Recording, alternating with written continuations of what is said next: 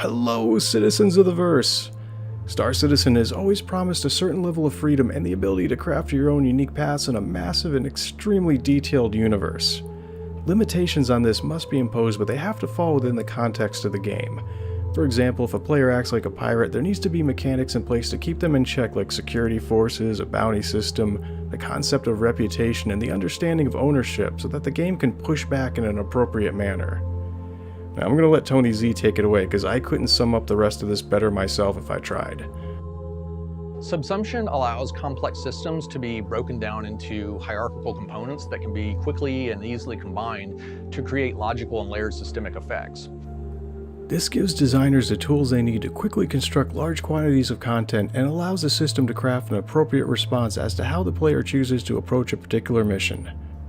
This assumption system can apply algorithmic modifications to these reactions on the fly, allowing the game to more effectively respond to any given situation. This is going to make NPCs seem much more intelligent, since their ability to react to varied responses is also going to increase. Now, I'm used to using a proprietary version of FlowGraph as a visual scripting tool to create mission parameters with, and let me tell you, I would kill to be able to work with this assumption editor as a means to create mission structures. This assumption editor empowers designers with a whole new level of creative freedom to craft missions with. Missions can become more expansive, open, and lead in branching directions based on the actions of the player, while accounting for random events to still occur within it. The challenge in finalizing this assumption system is being held up by a series of blockers that are being referred to as the endpoint systems. These are still chunks of logic and technology that this assumption editor depends upon being finished before it can be integrated into the system. Once again, Tony Z, take it away. That's actually why getting subsumption into 3.0 is such a big deal. It means that a lot of other critical game systems are now starting to either come online or have reached a certain level of refinement, which is why I expect gameplay to start making considerably larger leaps forward in the future than it has in the past. Some of the missions are more story-focused, like the kind that are handed out from mission givers.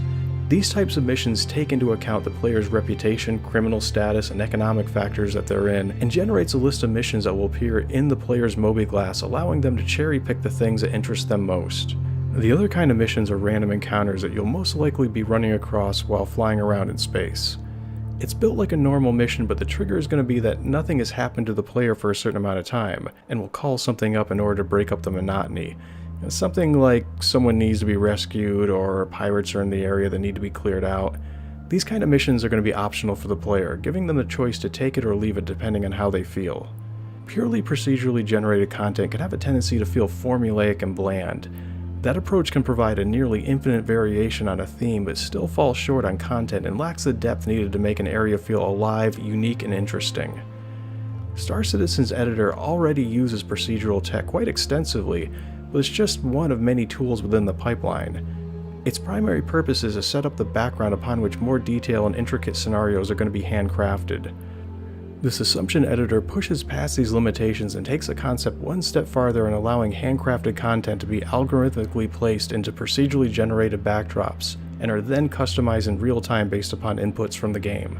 It's the first step in creating an interactive universe with truly emergent gameplay that feels more reactive to the player and organic to the cadence in which new scenarios are presented to you. As the power within the universe ebbs and flows, so does the encounters you'll be running across. The bottom line is that this assumption editor allows designers to create more complex missions, create them much faster, and is much easier for designers to use. Thank you very much for your time. I hope you enjoy the rest of your day, and I hope you'll be joining us again for the next video.